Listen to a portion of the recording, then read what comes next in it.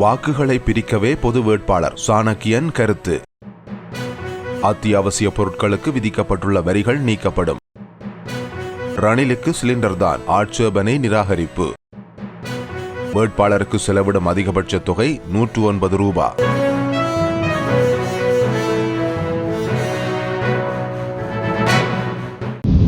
தெற்கிலே உள்ள வாக்குகள் சிதறி சின்னாபின்னமாக கூடிய நிலை உருவாகலாம் எனவும் இம்முறை தமிழ் மக்களுடைய வாக்குகளுக்கே கூடிய பெறுமதி காணப்படும் எனவும் தமிழ் தேசிய கூட்டமைப்பின் மட்டக்களப்பு மாவட்ட நாடாளுமன்ற உறுப்பினர் இரா சாணக்கியன் தெரிவித்துள்ளார். மட்டு ஊடக அமையத்தில் நேற்று இடம்பெற்ற ஊடகவியலாளர் சந்திப்பில் கருத்து தெரிவிக்கும் போதே அவர் இவ்வாறு குறிப்பிட்டார். இதேவேளை தற்போதைய சூழ்நிலையில் தமிழ் பொது வேட்பாளர் தேவையற்ற விடயம் என்பதில் இலங்கை தமிழரசு கட்சியின் பெரும்பாலான உறுப்பினர்கள் ஒருமித்த கருத்தோடு இருப்பதாகவும் இன்னொரு வேட்பாளரை வெல்ல வைப்பதற்காகவே தமிழ் பொது வேட்பாளர் என்ற விடயம் அரங்கேற்றப்பட்டுள்ளதெனவும் இரா சாணக்கியன் தெரிவித்துள்ளார். இவ்வாறான நிலையில் கட்சி உறுப்பினர்கள் இந்த ஒரு வேட்பாளரையும் ஆதரிக்கும் வகையில் கூட்டங்களில் கலந்து கொள்வதை தவிர்த்தல் வேண்டும் எனவும் தமிழரசு கட்சியின் செயற்குழு உறுப்பினர் ஒருவர் ஜனாதிபதி தேர்தலில் போட்டியிடுவதால் கட்சி உறுப்பினர்களுடைய குழப்ப நிலை உருவாகலாம் எனவும் அவர் குறிப்பிட்டார். இதேவேளை ரணில் விக்ரமசிங்க தனக்கு எதிராக நாமல் ராஜபக்ச களமிறங்குவார் என எதிர்பார்க்கவில்லை எனவும் ஜனாதிபதி தேர்தலில் மொட்டு கட்சி தமக்கு ஆதரவளிக்கும் என்ற உணர்வே ஜனாதிபதியிடம் காணப்பட்டதாகவும் சாணக்கியன் தெரிவித்தார். தமிழ் பற்றாளர்கள் ராஜபக்ச தரப்பினருக்கு வாக்களிக்க மாட்டார்கள் என்பதால் இது வாக்கை பிரிக்கும் செயற்பாடாகவே அமையும் என்றும் இரா சாணக்கியன் இதன்போது தெரிவித்திருந்தார்.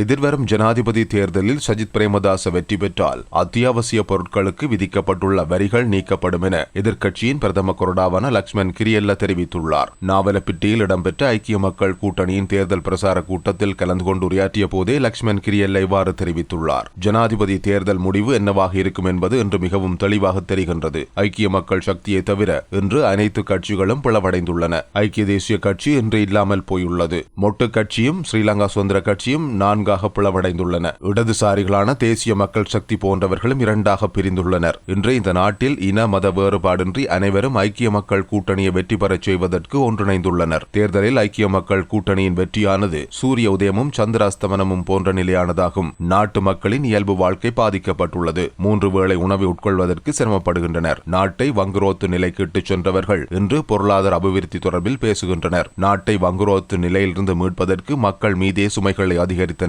பொருட்களின் விலைகளை அதிகரித்தனர். வரி கொள்கையினை அதிகரித்தனர். எனவே தற்போதைய அரசாங்கத்தினர் மக்களின் வரிப்பணத்தின் ஊடாகவே அரசாங்கத்தை வழிநடத்தி செல்கின்றனர். நாம் இந்த இடத்தில் ஒரு வாக்குறுதியை வழங்குகின்றோம். அதாவது ஐக்கிய மக்கள் கூட்டணியின் ஆட்சியில் மிகவும் குறுகிய காலத்திற்குள் அத்தியாவசிய பொருட்களுக்கு விதிக்கப்பட்டுள்ள வரிகள் நீக்கப்படும். மக்களுக்கு நிவாரண விலையில் பொருட்களை கொள்வனவு செய்யக்கூடியவாறு வேலை திட்டங்கள் முன்னெடுக்கப்படும் என்று லக்ஷ்மன் கிரியல்ல தெரிவித்துள்ளார்.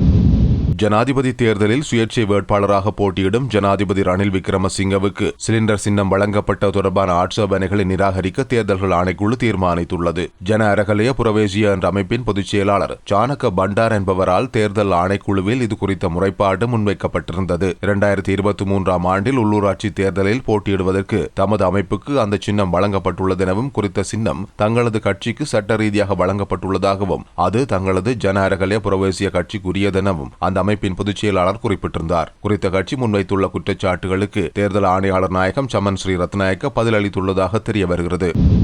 ஜனாதிபதி தேர்தலில் வாக்காளர் ஒருவருக்காக செலவிடக்கூடிய அதிகபட்ச தொகையை குறிப்பிடும் வர்த்தமானி வெளியிடப்பட்டுள்ளது. குறித்த வர்த்தமானி நேற்று வெளியானது. அதற்கமைய வாக்காளர் ஒருவருக்கு 109 ரூபாவை பிரசாரத்தின் போது ஜனாதிபதி வேட்பாளர் செலவிட முடியும் என குறிப்பிடப்பட்டுள்ளது. அதன்படி ஒரு வேட்பாளர் செலவிடக்கூடிய அதிகபட்ச தொகை 1,868,298,586 ரூபாய் மட்டுமே என்று வர்த்தமானியில் குறிப்பிடப்பட்டுள்ளது. இதேவேளை இந்த தொகையை அதிகரிக்க வேண்டும் என வேட்பாளர்கள் தேர்தல் ஆணையத்திடம் கோரிக்கை விடுத்திருந்தனர். குறிப்பாக ரணில் விக்ரமசிங்க மற்றும் சஜித் பிரேமதாஸ் ஆகியோர் ஒரு வாக்காளருக்கு 250 ரூபாவையும், நாமல் ராஜபக்ச வாக்காளர் ஒருவருக்கு 300 ரூபாவையும், அனுரகுமார திசாநாயக்க 200 ரூபாவையும் கோரியிருந்தனர் என்று தகவல்கள் வெளியாகியிருந்தன.